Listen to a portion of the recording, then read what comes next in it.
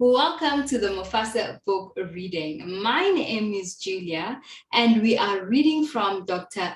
Tineka Walfer's book, Authentic Leadership Effectiveness. Enjoy.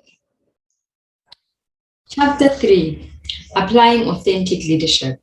Whilst authentic leadership may look and sound very interesting in theory, it is in its application that it needs to prove its worth. This chapter intends to do just that. Authentic leadership has been described as the root construct of all positive forms of leadership, and of itself has also been proven to be very effective as a form of leadership. Our leaders, even those who have worked through a comprehensive authentic leadership program, necessarily 100% authentic at all times, are leaders who have not thought about authenticity in their roles necessarily inauthentic.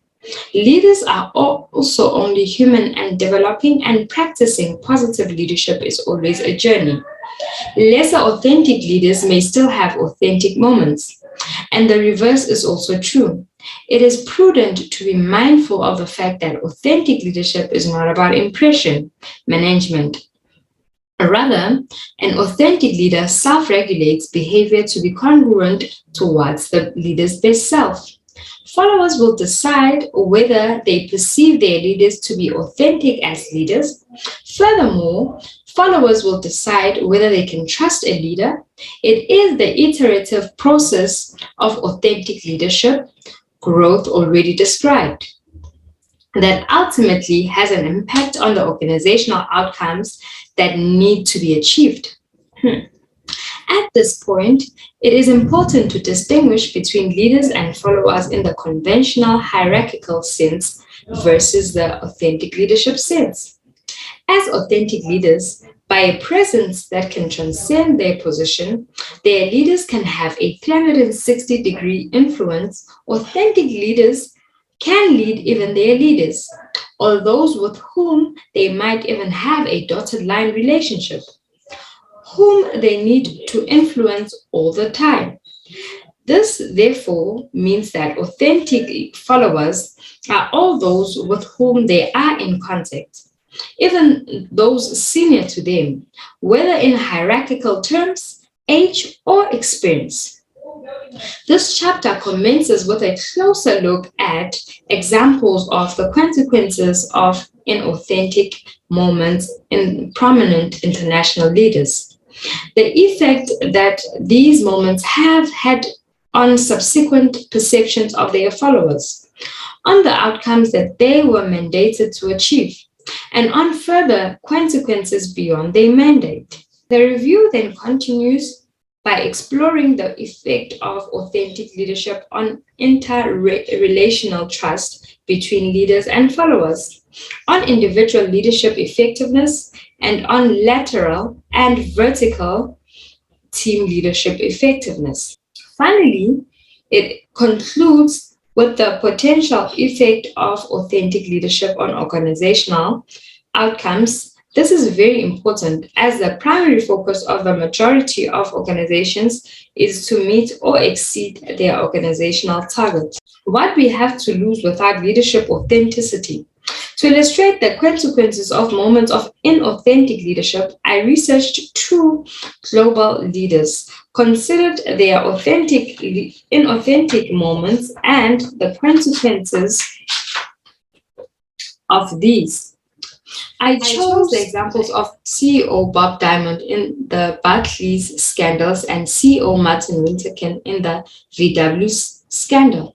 To illustrate the consequences of inauthentic moments in each of these two examples, I outline these inauthentic moments and how they have been viewed by the public, followed by my own reflection of the consequences of a lack of authentic leadership behavior at that time and moment. Example 1 refers to Bob Diamond. Whilst he was CEO of Barclays Bank, in the article, Barclays, a lesson in leadership, Stephen Acker considers the role of leaders in the fallout of Barclays' liver scandal. Example 2 of an inauthentic moment refers to Martin whilst he was the CEO of VW, a well-known brand in the motor vehicle industry. In the article, VW Emissions Scandal, a test of authentic leadership, Claire considers the role of leadership in the fallout of VW's emissions scandal. These examples illustrate leaders who lacked values-driven leadership. Whilst effective leadership might be equated to what extent results are achieved, morally, effective leadership is about how results are achieved. The Barclays examples illustrates that the culture of an organization is informed by what leaders explicitly instruct, tolerate, or reward, and in this case, the wrong values were rewarded. Leaders need to be positive examples to followers of what is expected in terms of their behaviors. This needs to be considered when a leader is hired so that values that an organizational espouses become their enacted values. Only then we can expect authentically effective leadership that will deliver the best results for the business on a suitable basis. Sadly, this is not always the case, and individuals are hired for a variety of reasons that seldom include a realistic assessment of personal values.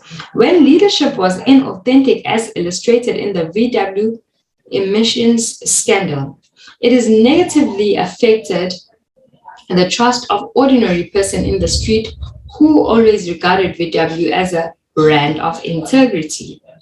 It also had a huge financial repercussions as the VW sales plummeted and further costs were required to pay for fines and lawsuits. This resulted in a knock-on effect on VW employees who were not only emotionally but financially affected by the impact of the inauthentic choices that were allowed by their CEO. Yet the CEO did not accept sufficient ownership in the part he and his leadership team had played in this unethical behavior within their organization and instead walked away with a golden handshake. The aforementioned examples illustrate that effective and good leadership are not necessarily the same thing. The difference lies in how the leader achieves effectiveness. For instance, where intended results achieved through ethical or unethical means, or else where these results achieved at the expense of others. In these illustrated moments, the leaders failed as authentic leaders as they did not take psychological ownership or responsibility for their choices and behaviors, nor did they reflect moral considerations or balance processing in their behaviors. These leaders did not reflect relational transparency regarding their agendas, and as a result, their followers, whether those were employees, clients, or voters, no longer trusted them or considered them to be as fit as leaders. It is for this reason I refer to authentic leadership effectiveness, where I refer to a leader being effective by being true to self, true to leadership position, with a strong moral underpinning for the greater good of all whom they need to serve. When this does not happen, the consequences can be considerable. Thank you so much for joining us in today's book reading. Don't forget to like, subscribe, comment, and share to your family and friends. Bye!